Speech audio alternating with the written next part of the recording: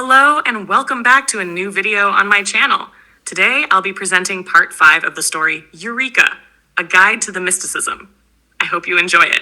If you'd like to hear more of this story, don't forget to leave a like and subscribe. It really helps me see your support. And with that, let's not waste any more time and jump straight into the story. As the sun is dimmed by the lazy, sluggish smoke rising from the chimneys of the nearby factories, Myra finds the experience very interesting. It's almost as if she has traveled back in time and stepped into a long-past era. From the smell of ash, fire, and sweat to the disorder in the slums, everything feels completely different from Mark Tesla's world. Why do I feel like all of this is so strange? I mean, I didn't live Mark Tesla's life in the same way I lived my life as Myra. But still it feels like I've traveled through time, like I crossed space and time to get to this odd place. I expected to see something like this, but seeing it still feels different. That's really weird. I think I have seen this in my life as Myra here before, but it still feels so strange. Myra thinks, rolling the small object in her hand back and forth, not because it would be especially heavy to gather another spirit, but because the right way to handle it is still unclear. On one hand there's the option to simply crush the spirit and take in the veil spirituality, but on the other hand it would be interesting to observe what happens if she does nothing, whether it fades, or whether it could somehow be anchored to an object to prevent it from drifting into the beyond, if there even is one in this world. I wonder what I should do with you. Myra asks herself, unsure what to do next with the little orb of spirit. Just as Myra wonders whether anything will change, the spirit's voice suddenly becomes almost inaudible and distorted, then disappears entirely. Really interesting. Something changed, but what exactly? Myra asks herself with an intrigued expression as curiosity sparks into a small blaze in her chest. It takes a full 10 minutes before the difference becomes noticeable. The tiny, infinitesimal point, the singularity that every soul seems to have, appears to have flown away, as if dissolved into the air. That apparently means the spirit's central ego is gone, even though some energy still remains at the location. So maybe my hypothesis is correct. That tiny, infinitely small point, the singularity, is something like free will or the core of the soul and therefore immutable. I can't affect it with my ability, or whatever it is that I do with souls. Maybe my ability isn't really a superpower. Maybe it changed when I crossed into this world. As definitely a possibility I can't ignore. Right now I have no real way to prove my hypotheses about my ability to see and manipulate the dead. I have no method to prove or disprove it yet. Well, that will reveal itself sooner or later, Myra thinks. Then suddenly something in the scene outside the carriage doesn't fit as they leave the slums. A man who appears to be coming from the docks is dragging a large suitcase behind him and seems way too nervous for ordinary reasons. He constantly looks over his shoulder. What is this? Why does he stand out so much to me? Myra asks, surprised by this seemingly ordinary figure. It isn't his sharp features that bother her but the fact that something about him feels wrong. It takes a few seconds for Myra to realize what makes her nervous. The man seems alive, but he lacks what every other living person seems to have, a soul. A living person without a soul appears more than just odd. Still she keeps watching and wonders what she should do next. I can't just follow him from the carriage. I can't run fast enough to be of any use. So what should I do? How can I fix this helplessness? How can I become a Beander? Myra asks herself now more urgently than before. The idea of becoming a Beander and touching the world of mysticism is no longer just a thought, it's an urgency, something that must happen. Her gaze returns to the silver light orb. With no hesitation she clenches her fist and the small silver orb bursts into a shower of silver sparks. For a second nothing special seems to happen, then in the next moment the energy seems to want to dissipate. Myra won't let it vanish, she spreads her will and grabs for the energy. It's strange, but surprisingly it works. The sensation is oddly dark, warm and cold at once, dreamlike. It's not hard to see why this spirituality is called the veil. It's a very fitting concept for death and deception. It's the counter to revelation. Wow. That feels really intense, intoxicating, like a cold river flowing through my arm, Myra thinks as the cold stream of energy, which at the same time feels pleasantly warm, spreads through her body. But her mind cannot rest. she keeps returning to the image of the man without a soul. It becomes painfully clear that her current powers have no effect on someone who has no soul. I have no way to do anything. Keep hunting ghosts. Not that this was a fully successful hunt today. But what do I do for the rest of the day? I can't just go to sleep. I could try to make my memories clearer from my life. I could try to pierce that veil in my head. Maybe I could remember the old fool, my grandfather. Maybe if I remember more clearly, I could find a way to perform a beginner ritual for Vale, Myra thinks uncertainly as she gets out of the carriage, thanks the driver, and pays. When Myra enters the hotel, her attention drifts away from the people around her. Everything seems to float past her. The only things she really notices, aside from the delicious smells of food and the weight of her thoughts, are the blurred sounds of someone celebrating a birthday in the background. How is it even possible for someone to not have a soul? Myra wondered. It's clear that blood still flows through that body. That much was obvious about that strange man. He had no soul, yet his body was biologically alive. If it weren't, he wouldn't have looked so healthy, and his flesh would have started to decay. But something prevented that from happening. He looked alive, at least at first glance. Which means there must be ways in this world for people to keep corpses from rotting, to control them somehow. Something like puppetry, yes, corpse puppets. Or maybe something like death marionettes. Zombies or the undead, perhaps, and yet, those words don't quite fit. A zombie, an undead, that's not what he was. This was something else, something that simply had no soul. So, corpse marionette seems like the better term. Myra's fork idly stirred through her food as her thoughts drifted away. The mood in the hotel dining room was bright and lively, likely due to some noble's birthday celebration, a rare event for a place like this. And yet, Myra couldn't bring herself to focus on who was celebrating or why.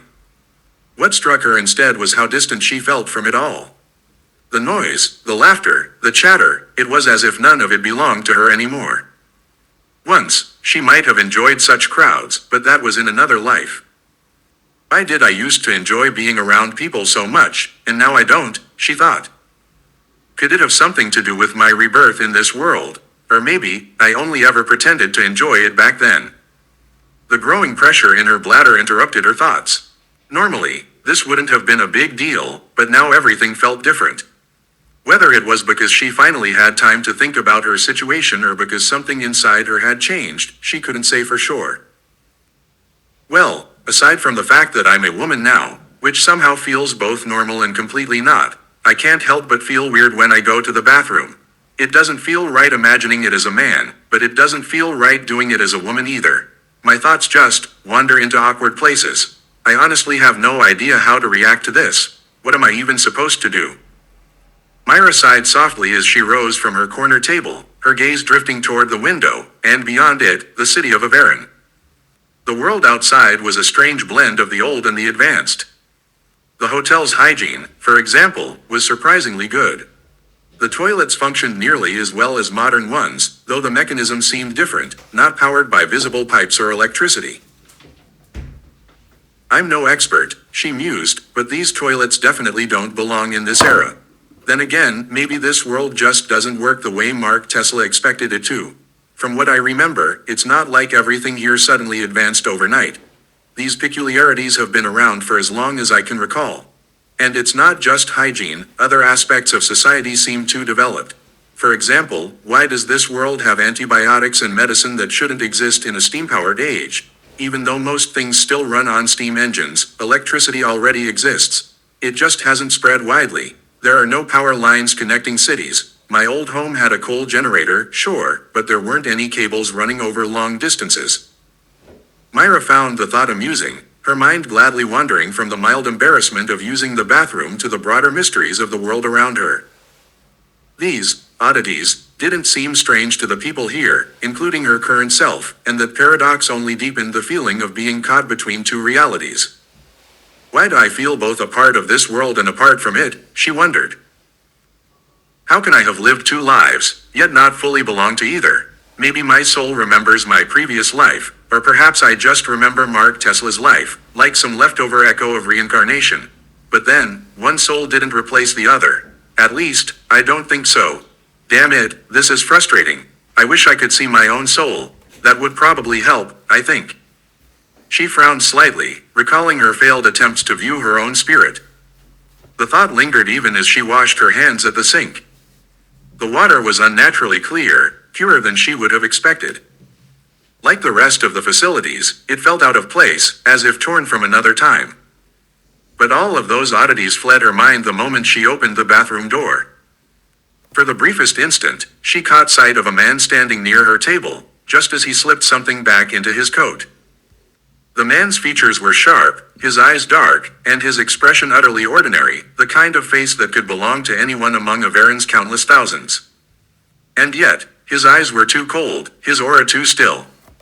Most striking of all was the form of his soul, unnaturally shaped, wrong. A faint glimmer at his neck revealed a tattoo of a snake biting its own tail. The way he scanned the room was cautious, controlled, the behavior of someone desperate not to be seen, though he was doing a good job of it. He wasn't alone, either. Myra noticed several others scattered around the dining room, each with the same serpent mark on their necks. What does it even mean, she thought, that his soul is black, with red patterns, almost like flames? Everyone else's soul glows with light, faint, unfocused, like a point of energy roughly the size of a fist. But his is different, larger, denser, and burning. Her pulse quickened. There's definitely something unnatural about him. And that thing he did just now, that wasn't normal either. I should be careful. Then the realization struck her like lightning. Wait, what if he put something in my food? Exactly what am I supposed to do now if I can't eat any of the food they prepared? People here will react somehow and I'm nowhere near fast enough to run. I could pretend I'm not hungry anymore and have them pack the food to go. That wouldn't be too strange. And maybe I'd get away with it if I was wrong. But if I'm not wrong and they actually put something in my food, then that's a problem. Myra thought as the urgency of the situation sank in. Still, as Myra moved through the room and tried to take in as much as she could without looking suspicious, there were no obvious signs of anything else, at least not until two of the tattooed men turned toward her with that indistinct expression. Then an unmistakable sound rang out, a body hitting the floor. The man with the sharp features, dark hair and dark eyes broke away from his partner and crossed the room in a quick stride, a faint smile spreading across his lips, a detail Myra couldn't miss. It looks like I wasn't the target of this gang. But should I try to help the woman? Not like I could really do anything. But can I just stand by and watch someone be abducted in front of my eyes? Myra wondered, uncertain whether she should feel relieved that she wasn't the target of these tattooed men, who clearly belonged to the same gang of four, or guilty for hesitating to help someone else. In a world like this, where sects, secret societies and organizations are spread everywhere and pursue their own agendas and conflicts, it feels impossible to save everyone. Why does this weigh on me? Why do I think this is something I must handle? These ideals are for children. It's foolish to think you can save everyone. I'm not even a Beander. How on earth am I supposed to do that? I'm not even sure my superpower affects living people. Sure, I can influence the dead, but living people are alive and I can't just steal their souls. Or maybe I can, but that would definitely take training. And I certainly won't just find someone willing to help me practice. Right now I doubt I can pull it off. It's just a hypothesis. So it would be better if I don't meddle in other people's affairs. Myra thought as the man reached the table where his target sat and spoke words meant for the ears of ordinary people around them. Myra returned to her seat by the window, sank into the soft armchair, and let her gaze drift outside. She showed no sign of the storm of thoughts and feelings inside, her face a neutral mask. One part of her whispered that she should act, another argued it would be suicidal to try. A gentle rain began to patter on the hotel windows. Why do I even think about helping someone who has nothing to do with me? What do I gain from it, she wondered. That can't be Mark Tesla's influence, he wouldn't be that altruistic. And I certainly wasn't that selfless in my life as Myra. So where does this urge to help complete strangers come from? What do I get from helping someone else, and why am I torn? In neither of the two lives I carry memories of was I a wholly good person. So what's causing this inner tug of war? Myra thought anxiously, looking from her dessert to the window and back again. Don't worry, we'll get you home, murmured the man who had apparently dripped a sedative or similar substance into the woman's food. Her hair was black, her eyes a faint green, and with a few red accents she looked elegant. At least 2 meters tall, she was an unusually large woman for this world. Watching the man help her up, Myra couldn't help but be struck by his strength. An ordinary person shouldn't handle such a size difference so easily. He could be a Beander, which would explain it. I should look at her soul. Maybe I can learn something useful. And maybe I can see if I can absorb the soul, if she was poisoned rather than simply asleep and is actually dying. Myra thought, stifling the useless, heroic feelings that rose up in her. When the greenish turquoise light flared in Myra's eyes, the world of the dead was revealed to her. The woman's soul glowed with a beautiful silvery sheen and pulsed like a small star. But it wasn't the soul itself that was extraordinary, it was the process of dying that looked fascinating. The soul, a small round light, floated in the center of the body like a candle flame or a tiny will-o'-the-wisp, and from it extended delicate tendrils in all directions. No, those aren't tendrils, they look more like roots, the roots of the soul in a human body. Interesting that the soul isn't in the brain but centered in the torso. Then again, a soul doesn't occupy physical space, so this may simply be a visual aid so I can perceive it. Maybe the soul is simultaneously present throughout the body, like a quantum superposition of a particle in multiple locations. Myra's hypotheses and ideas washed over her mind, pushing aside the earlier feelings and doubts. To her surprise, it became easier to suppress the heroic compulsion as a flood of new impressions overtook her. The separation looked like uprooting a tree. The soul detached from the body and hovered weightlessly for a few seconds. Damn it, I think I'm dead. So they did find me after all, the transparent form of the woman muttered, the voice thin in the lifeless world of the dead. There was absolutely nothing there but darkness and rough outlines of the surroundings, as if the world had been reduced to a few brushstrokes on a black canvas. And then there was absolute silence, no voices, no smells, nothing. Just an environment and a few lights floating in silence. Shit, what am I supposed to do now? The woman asked, suddenly feeling as if she were being watched in that quiet place. Then, just as the world began to fade, it hit like a hammer. The scene trembled and snapped sharply back into color. "Anne, that was close. Almost lost you," a soft female voice murmured in the jumble of sounds. "Aries. That's an interesting name for a woman like you. I wonder why those people poisoned you. Care to enlighten me?" a voice asked, a somewhat too pretty young man whose elegance was almost out of place. When Aries Blackstone hears those words, she can't help but wonder how on earth what's happening to her is even possible. There isn't a hint of veiled spirituality, no fluctuation, no detectable spiritual signature. That makes the whole process and scenario even stranger, and on top of that this small figure, maybe 13 or 14 years old, somehow knows her name, even though she's never seen the girl before. Are you maybe too damaged? Maybe you can't even speak anymore. Well, that would be a shame. I'm really curious why they wanted you dead. But if you can't speak, well, I'll probably have to devour you. Then at least you'll still be useful in death. Your soul is definitely not as strong as I thought. Something's off. Why is your soul a bit stronger than normal, yet you sank so quickly? Maybe there are multiple layers of reality and you lost your ability because of that. Well, maybe I'll have to wait a bit until you pull yourself back together. Let's see. We should go somewhere else. Is the boy with one green eye and one blue eye flecked with gold, 2 eyes that aren't normal. It doesn't seem very risky, given that almost nobody nearby is paying attention or looks like a Beander. None of the gang members are present anymore and otherwise the atmosphere is only a bit heated. The party mood ramps up as darkness thickens and the moon slowly edges into view, the silver full moon peeking through a gap in the storm clouds. For a second too long Myra's gaze lingers on the Lunatica Cathedral and its lights. It's obvious how much the moon and dreams are revered in the Lunatica Church. "Excuse me, young sir, I was a little overwhelmed. May I ask what you are doing to me and why I am not dead?" asks Aries Blackstone, hoping the question won't provoke a negative reaction in the young man. There is no answer until Myra has climbed the stairs out of the hotel dining room and stepped into her room. "As far as I can tell, you are dead. Your soul has separated from your body. Now answer my question. Why did those people kill you? What did they want from you? If your answers are useful, I might consider finding a way to bring you back to life. Maybe I can, maybe I can't. But I should at least be able to maintain your ghost form until I figure something out, Myra says honestly. Yes, where should I start? What do you want to know, young sir?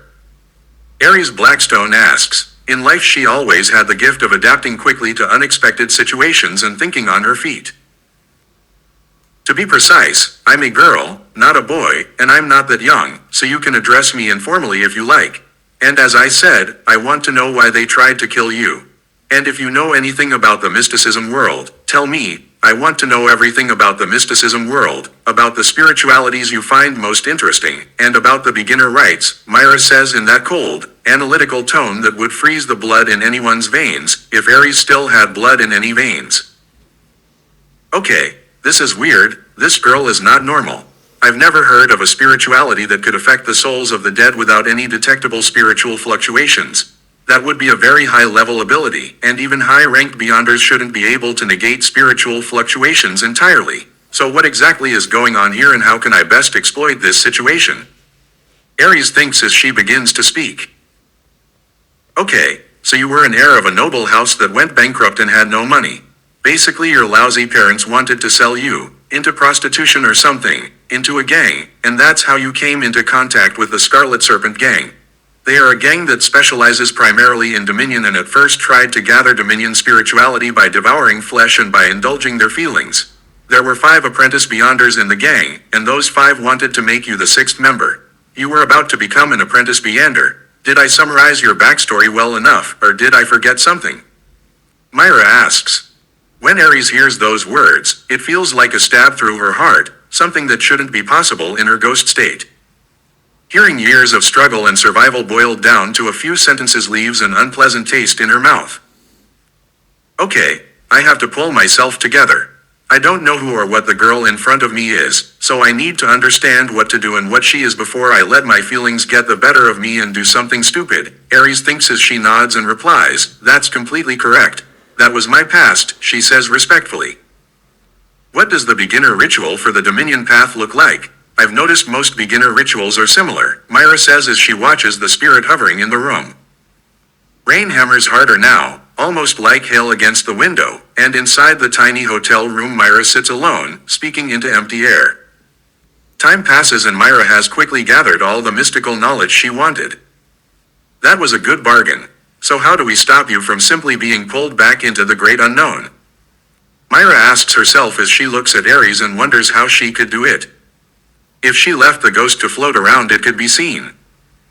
That's a problem, given that a sector group in this city seems capable of controlling the dead. It would be odd if more ghosts were floating around and were spotted by that sect's controlled spirits. Silence hangs between them as Myra gets an idea that seems risky. But the fact that another spirit was destroyed by mere touch suggests that route might not be possible. Screw it, this should at least be a test, Myra mutters as she rises from the soft bed and approaches the noble's ghost. With every step the sense of danger grows until Aries pulls back. So there's something you sense. Interesting. What exactly do you feel when you get close to me? Myra asks, leaving no room for debate or lies. I feel like I will die if you touch me, as if I'll burn. You are like a very hot flame, but the heat is only felt when I'm very close to you, Aries answers, barely able to control herself. So it's a flame, Myra murmurs as she forms further hypotheses.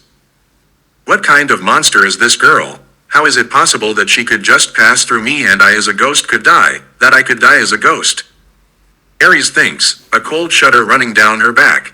The silence between them grows heavy and oppressive, as if not a single movement of the young girl goes unnoticed, as if every motion of this boyish-looking child could mean her end. What am I supposed to do now? I don't know whether she can even hold me here in this world. And I don't want to die completely. I don't know how she does it, but I don't want to fall into the beyond and almost forget who I am again, or something like that. I have to make her keep me here. And I mustn't anger her, because it would take only one moment of her mood changing. One moment where she doesn't hold me here any longer, and then poof, I'd be gone. But the question is how to make that happen. I've already told her everything I know. Thinks Aries Blackstone is the figure in front of her yawns. Even if this somewhat boyish girl, who in truth might be something completely different, something only pretending to be human. Aries has no choice but to follow the performance and play along. I have another question. Have you heard of any sect that can manipulate the spirits of the dead here in the city? Myra asks as she studies Ares' translucent, silvery form. No, I haven't heard of anything like that. Why would you be interested? Replies Ares, unsure how to address the childlike figure. Even though Ares is almost flawless at controlling her facial expressions, it doesn't help, her counterpart can still see through her feelings. Oh, nothing particular. It's just that there's probably a sect or organization in the city that does something with the dead, and I'd rather you not fall into their hands, because then they might find out about me and stuff. So stay in this room. I strongly doubt they send ghosts across the whole city constantly. If one does come, you can try to hide in my hand or inside my body. That should work. And now I'm going to sleep.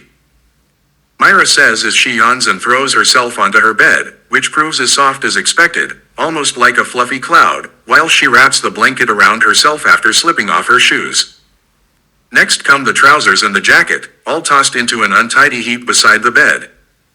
For a brief moment the pile looks like such a contrast to how threatening the young figure had seemed. Ares can't help but compare her to a little caterpillar wrapping itself in the blanket to pupate.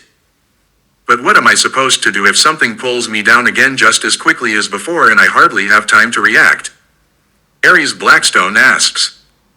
You can relax. Whoever wanted you gone for good tried it once. I don't know exactly how it's possible, but the deep dive into the beyond you took, that was an attempt to erase you. I think someone wanted to push you so far into the beyond that no one could pull you back. Luckily I arrived in time, you were almost lost for good. And no, I don't think they'll try it again. Myra says, reflecting on the nature of her superpower, an ability that doesn't belong to the natural order of this world and therefore can't be anticipated by the world's rituals. No one would think to perform that rite twice, or whatever it is that pushes a spirit so far out of reach, either it works or it doesn't. But because the ritual nearly succeeded and the targeted spirit almost became unreachable, it wouldn't make much sense to try again. When Myra closes her eyes and waits for sleep, she briefly sees a turquoise green thread in black emptiness. It feels like someone is testing something, a small tug that isn't aimed downward but sideways. If down is the beyond and sideways is the living world, then someone is trying to pull Ares Blackstone in another direction. Even as Myra's heart quickens for a second, she realizes this isn't as urgent as she first thought when she opens her eyes again and sees Ares' translucent form still floating in the room. No, I can't allow that. You stay here. Myra murmurs as she stretches a hand out from under the blanket toward Ares. At that precise moment the invisible force reaches for Ares and almost seizes her. The tug isn't strong enough, because Myra envelops Ares with her power and draws her in. For the first time since this power to see and manipulate the dead took shape in this world, Myra finds the action noticeably strenuous. Seriously, how can a tiny gang with half a dozen apprentice beyonders have the resources to do something like that? They were Dominion Path people, not Vale. So who is trying to summon a simple beginner beyander, or not even that? Maybe they want to question the spirit, or prove the spirit still exists. Luckily I noticed it early enough. They shouldn't have confirmation that Ares is still alive, in any direct sense. I mean, she's a ghost. Myra wonders as the force that tried to seize Ares stops as abruptly as it had come. No matter how long Myra waits, minutes lengthening into half an hour, then an hour, nothing else happens. No further force acts on Ares, and fatigue begins to gnaw at the clarity of Myra's mind. Damn, I can't just leave Ares behind. She's seen my face, and even if she doesn't know much about me, I don't want anyone else trying to summon her, destroy her, or drag her away. This could be the first ghost who actually has useful knowledge about the mysticism world. So how do I make sure Ares doesn't just get sucked away? Myra thinks as her thoughts slow and grow sluggish. But thinking longer yields no better solution. Suddenly the hum of insects and the murmur of people wake Myra with a jolt. Shit, I fell asleep. Since when? Myra asks as her gaze darts around the room and she can hardly see Ares. For a moment it feels like a nightmare. Had some unknown sect summoned Ares and learned everything she knew. Then, as the translucent form becomes visible again in the sunlight by the window, Myra breathes a stone-sized relief. Ah, you're awake. Nothing much happened during the night. There were no ghosts or anything special in the city. It was completely quiet. Someone was shot 2 blocks away, I think. But other than that nothing. I heard shots and smelled ash through the window. Something close burned, but nothing big. At least no rider squad was dispatched. Aries says calmly. For a second that is surprising to Myra, but then it makes sense. Aries may have calmed herself over the night. About last night, when we suspected someone tried to summon you, did anything occur to you that might explain why? Your former Scarlet Serpent gang never had the resources for that, right? They stopped last night. I'm just wondering how they could have managed it. One option is they joined another sect, or recruited someone who's a Veil Beander, but then that person probably only be beginner level, which doesn't explain how they could summon your soul directly or how the whole thing works. Myra says, surprised by her own paranoia. Whether the fear is due to the unknown dangers, the sects in the shadows of this world, or simply because caution is in her nature, Myra can't say, but the paranoia won't let go. I have no idea how they managed it, but they clearly stopped. What's your plan now? Aries asks. Nothing special. I want to go ghost hunting. Don't worry, I'm not going after you. I mean other ghosts. By ghosts, I mean any form of spirit, whether they have an ego or not. Because they have veil spirituality, you'll help me look for souls, for individuals who died recently. Myra says as she instructs Aries to turn away while she gets dressed. There's a little irony in the fact that ghosts can pass through walls, but Myra's sight of ghosts cannot, which conveniently means all ghosts are visible only when directly in her line of sight, even though those same ghosts can slip into the ground or fly through a wall and then be hidden from view again. The fact that someone nearly tore Aries away from beneath my hand, and that I felt real exhaustion from holding her, means my superpower isn't omnipotent with regard to the dead. Man, I need to give this ability a name. Maybe something like Necromant, Necron. Yeah, I'll call my superpower Necron. Anyway, I need to test and use my power. I can't just toy with an ego-bearing ghost. I could do so many things, maybe put a ghost into a body and control it. Maybe I could create a soul channel, a corridor between me and another soul to talk telepathically. But I don't know how to create such a corridor. If I studied the mystical effects of other artifacts, I might figure it out. Next on my to-do list, find the Scarlet Serpent gang and rob them, maybe. And find out if they have anything to do with veil spirituality. If there is a Veil Beander involved, weapons won't help me much. Oh, and I need to buy a pistol, but how do I do that without drawing attention? I could disguise myself again, but going to the black market is risky, especially if people remember a small, masked figure. Damn, it's all problems. I can't punch a Beander. I might be able to shoot an apprentice Dominion Beander with a gun, but I don't know how to handle a gun. So for the next few days I can only practice and hunt ghosts. I also need a safe place to store weapons. I wish I had some sort of inventory. To operate semi-safely in the mysticism world I must gather more knowledge. And there are only a few weeks left, less than 14 days until the Royal Academy term starts. Myra thinks as she finishes dressing and leaves the hotel, Aries close behind. Time flies. An hour becomes 2, then several, and midday comes, but the day's ghost hunting yields little plunder. Aside from the fact that Necron, this superpower, can still get exhausted and regenerates relatively normally from that fatigue, Myra doesn't discover much new that morning.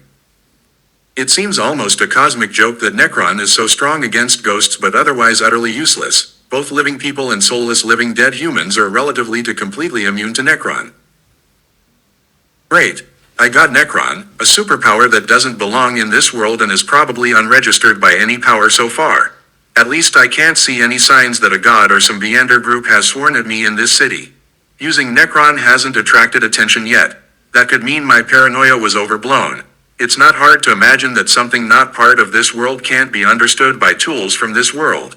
I should ask Theodore at lunch if there's any way to discover secrets without investigating, like divination or something. Myra thinks, relieved no one else tried to summon or kick Aries into the beyond. And it still doesn't work that you take possession of my hand or of anything around me. Or, Aries, Myra asks, her gaze falling on the newly bought wristwatch. There's still about half an hour until the time she's supposed to meet Theodore. Yes, that's right. Attempts to take possession of anything generally fail. But I have the impression that if I try to take possession of you, whether I try to control your finger or your hand, I just burn. It's a bit like when my hand gets near fire, except your body radiates this unbearable heat. Aries Blackstone says, puzzled and disturbed by the sensation. When Myra hears that, she can't help sinking into thought. Several possible meanings spring to mind. It's a shame these are only hypotheses without proof. But when I think about it, it isn't hard to imagine that my body has some anti-spiritual effect, that spirits have little influence on me or get neutralized. The feeling that my hand is hot or burning and the ghostly cold when I touch the first spirit clearly suggests I neutralize ghosts with my body. What Aries describes only underscores that. Myra thinks as her gaze sweeps across the lively streets of Avarin. When Myra looks up at the countless tall towers rising at regular intervals from the city's rooftops, they look to her like gray fingers thrusting from the earth. Is something wrong? Aries asks as Myra's eyes suddenly flash and sparkle like two differently colored stars. I just had an idea. I know how we can hide you so no one finds you quickly. We could have you take control of an insect. Plenty of insects fly around and they're pretty simple.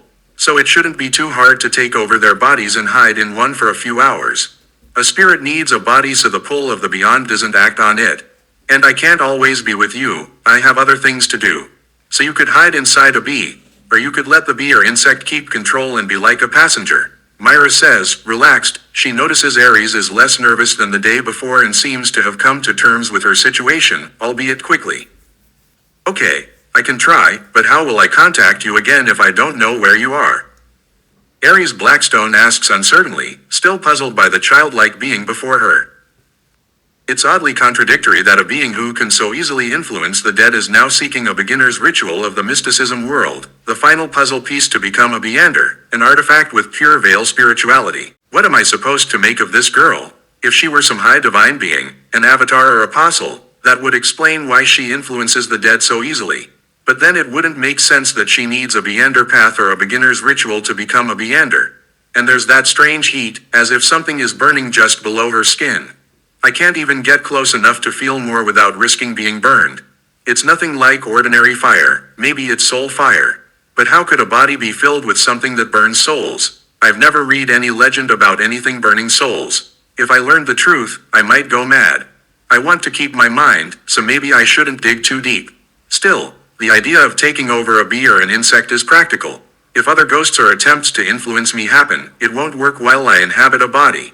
I'd be safer, even if I'm not permanently anchored in the living world. But what does she mean by passenger? Aries wonders, a part of her envying the living who can breathe, smell the air, and eat, senses a spirit no longer truly has. Why so quiet? Are you reluctant to control a bee or another insect? You don't have to do it for long. It might be uncomfortable, but you don't have to force yourself. Try smaller animals first, maybe, like that little elephant over there. Myra says, pointing to a small, wild elephant stumbling out of a side alley. It looks almost dog-sized, only reaching Myra's knee. It's still strange to see animals so small when they should be large. In Mark Tesla's world, elephants were huge. Here they're as big as dogs were back then. Why can't I stop comparing worlds? Speaking of which, I need to figure out how much cognitive poison I can create with knowledge from another world. I should make sure there aren't many people around. That would be a sound attack and anyone who hears it could go mad. Luckily I can speak quietly. Maybe I can test it on an animal. Is it evil to experiment on animals and steal the souls of the dead? Wait, animals have souls too, idiot.